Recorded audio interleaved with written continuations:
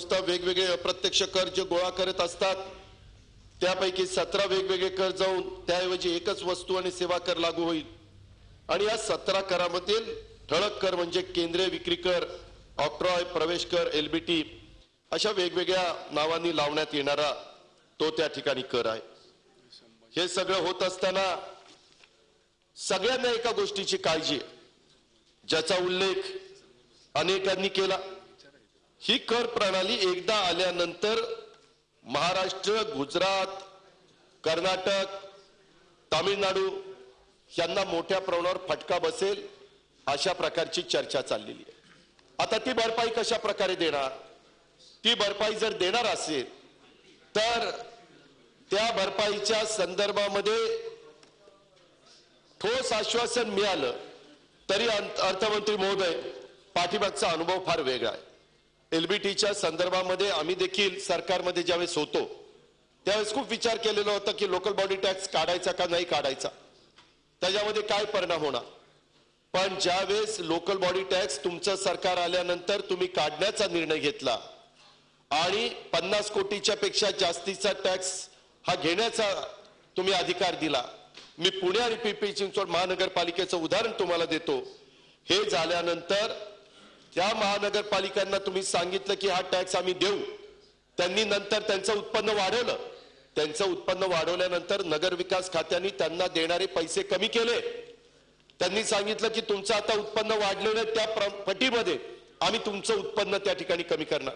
मी तक्रार मुख्यमंत्री महोदयांच्याकडे पण केली, त्यांच्यातल्या काही सचिव लोकांशी पण बोललो, परंतु त्यांनी सांगितलं नाही 50 कोटीच्या पेक्षा जास्तीचा एलबीटी जो टर्नओव्हर आहे त्यांचा टॅक्स तुम्ही गोळा करत असताना तुमचं उत्पन्न वाढलेलं आहे, मग तेवढा पैसा आम्ही कमी केला म्हणून बिघडलं कुठं?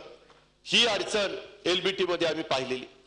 आता ह्याच्यातनं काही बाबतीमध्ये काही राज्यांची स्वायत्तता अडचणीमध्ये येणार आहे, काही बाबतीमध्ये काही शहरांची देशातल्या मोठ्या महानगरपालिकांची स्वायत्तता अडचणीमध्ये येणार आहे, ज्याचा उल्लेख मुंबई सारख्या महानगरपालिकेच्या बाबतीमध्ये करण्यात आला।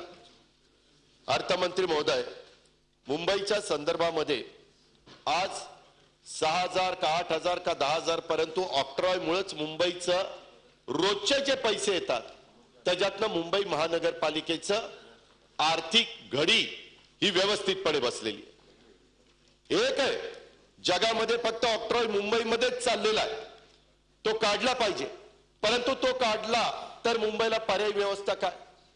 काही जण म्हणतात की हा निधी डायरेक्ट मुंबई महानगरपालिकेला द्यावा केंद्र सरकारने। केंद्र सरकार अजिबात तशा प्रकारचा निधी देऊ शकत नाही।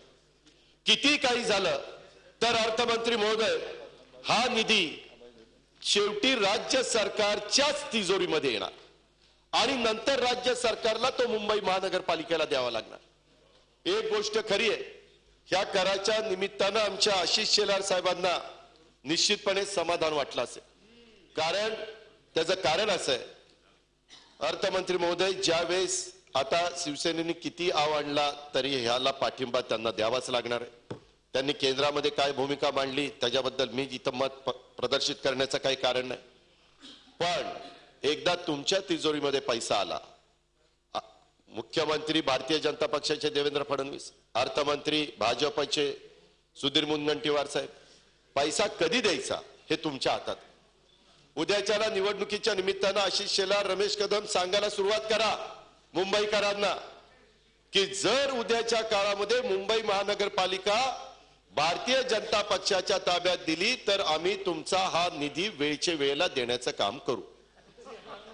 हे असं सांगण्याचं एक चांगलं कारण तुम्हाला मिळालेलं आहे, त्याच्याबद्दल शिवसेना काहीच बोलू शकत नाही, शिवसेनेला सांगता पण येणार नाही, कारण त्यांच्या हातात काही राहिलंच नाही। आणि एक वेगळा मुद्दा आला अर्थमंत्री महोदय, ह्याच्यामध्ये मला राजकारण करायचं नाही, परंतु अशा प्रकारच्या घटना घडतात आणि मी तुम्हाला उदाहरणाखातर देतो। 2 दिवसापूर्वी राज्याचे मुख्यमंत्री औरंगाबादला गेले होते।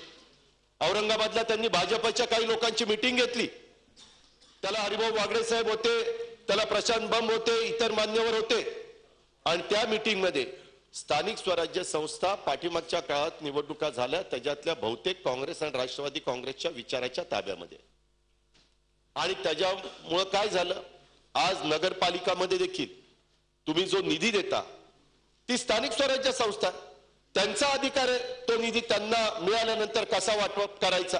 आज काय चाललं माहितीये, अनेक ठिकाणी भारतीय जनता पक्षाचे मान्यवर एकत्र बसतात आणि कुठला कुठला निधी कुणाला द्यायचा आहे तो PWD सार्वजनिक बांधकाम विभागामार्फत दिला जातो आणि रस्त्याचा निधी जिल्हा परिषदेला डायरेक्ट जिल्हा परिषदेला जात नाही, तो सार्वजनिक बांधकाम खात्याला देऊ काम खातं आपल्या ताब्यामध्ये आणि त्या प्रकारचा निधी द्यायचा. परवाच्याही बैठकीमध्ये पेपरमध्ये बातम्या आल्या की त्याच्या संदर्भामध्ये हा निधी देत असताना तुम्हाला पाहिजे तशा प्रकारचा निधी आपल्या मंत्री महोदयांना, कारण आपले चंद्रकांत दादा पाटील त्या खात्याचे मंत्री आहेत, त्यांना विचारून तशा प्रकारचा निधी खर्च करा. म्हणजे त्याचा डायरेक्ट इनडायरेक्ट बेनिफिट उद्याच्या येणाऱ्या स्थानिक स्वराज्य संस्थांच्या निवडणुकीमध्ये आपल्या पक्षाला मिळेल. अशा प्रकारची वक्तव्य वरिष्ठांच्याकडनं, ज्यांच्या हातामध्ये सरकारच्या बद्दलचे निर्णय घेण्याची ताकद आहे, अशी झी 24 तास रहा एक पाऊल पुढे.